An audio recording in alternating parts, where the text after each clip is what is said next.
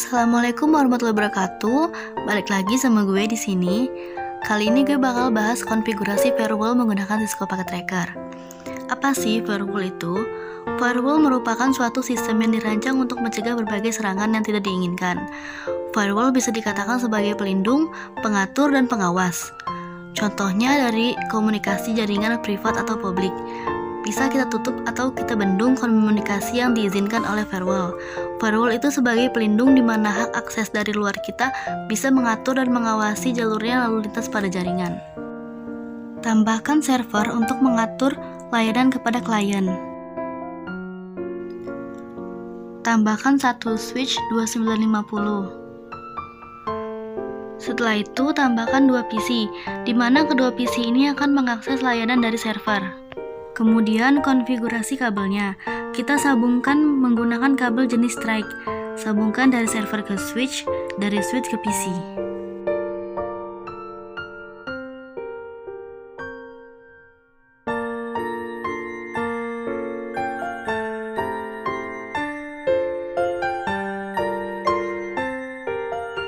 Kita rename server 0 menjadi server SMK. Kemudian PC 0 jadi user 1 dan PC 1 menjadi user 2. Berikan IP kepada server user 1 dan user 2. Ini sebagai identitas agar kita tidak lupa IP-nya.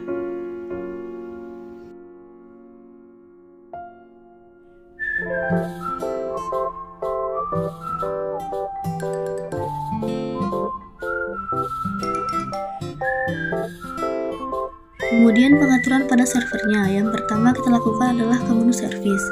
Kemudian aktifkan menu DNS servernya. Setelah itu kita ketik search record domainnya. Nantinya untuk mengakses dari kliennya. Namanya smkbisa.com, adresnya 192.168.10.100. Kemudian ke HTTP atau web servernya. Ganti dulu tampilan dari web server di sini. Kita ganti jadi selamat datang di smkbisa.com.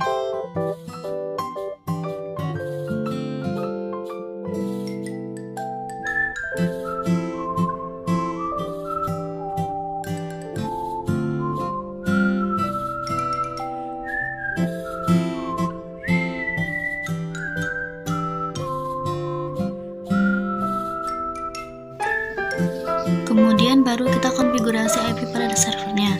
Kita pilih yang manual atau statik. IP addressnya 192.168.10.100. Subnet faxnya akan mengikuti. DNS-nya 192.168.10.100 sama dengan IP-nya. Sekarang kita konfigurasi yang user 1 dan user 1 kita setting IP-nya saja. IP address 192.168.10.1. Subnet faxnya akan mengikuti. DNS servernya 192.168.10.100. DNS server yaitu IP pada server.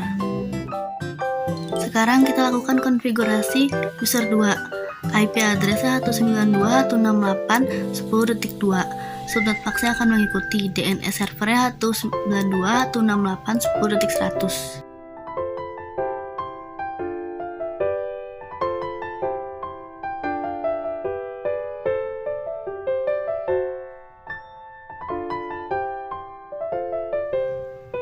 Kita sudah mengkonfigurasi dari tiga-tiganya di sini. Sekarang kita lakukan testing. Kita kirim surat ke server. Di sini tandanya sukses. Dari user 2 juga sukses. Kemudian cara lainnya untuk melakukan testing terhubung atau tidak kita gunakan CMD atau command prompt dengan perintah ping 192.168.10.100, yaitu IP servernya. Hasilnya adalah reply atau berhasil. Sekarang kita mencoba ke user 2, lakukan ping juga 192.168.10.100. Yang ini juga hasilnya berhasil. Nah, di sini kita bisa coba lagi dengan menggunakan pengaksesan dari domain yang tadi, yaitu web servernya, dengan nama domainnya yaitu smkbisa.com. Kemudian saya coba lagi ke user 2, yaitu mengakses domainnya smkbisa.com.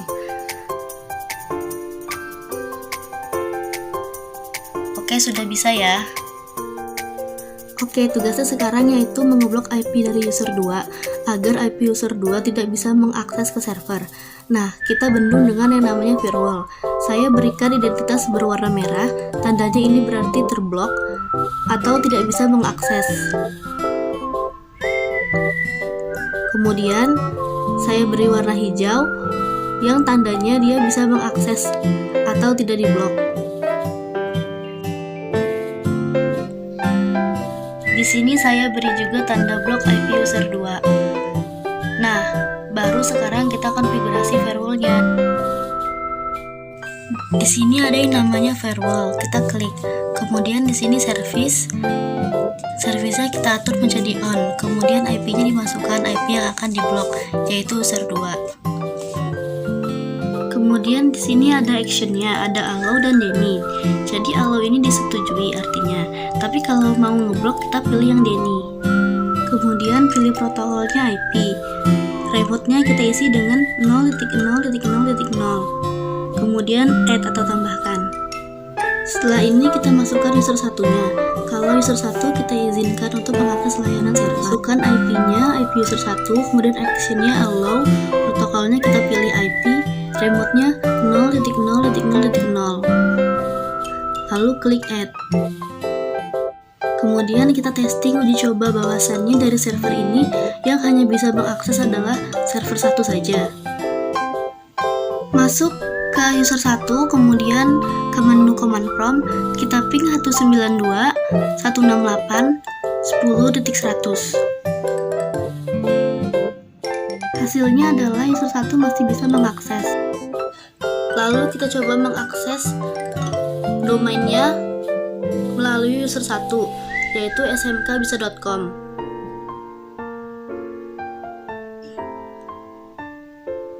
Oke, user 1 masih bisa mengakses ya. Sekarang kita uji coba untuk mengirim surat dari user 1 ke server. Hasilnya juga masih sukses. Nah, sekarang kita uji cobanya dari user 2 yang sudah terblok. Kita buka command prompt di user 2. Lakukan ping 192.168.10.100. Kita tunggu balasannya. Kalau lama biasa aja dia gagal, hasilnya request timeout, yang berarti tidak terhubung atau tidak diizinkan oleh servernya dari IP tersebut.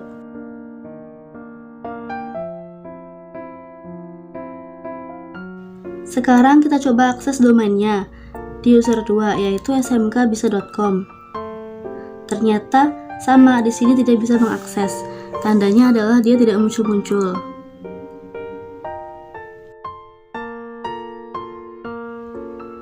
Kita coba juga mengirim surat dari user 2 ke server, yang hasilnya adalah status violet.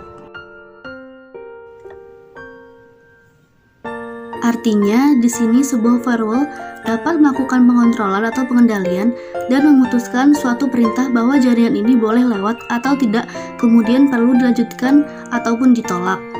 Jadi kesimpulannya, firewall ini untuk mengatur, mengontrol, atau mengendalikan jaringan lalu lintas yang masuk ke jaringan pribadi kita. Sekian dari saya, don't forget to like, comment, share, dan subscribe.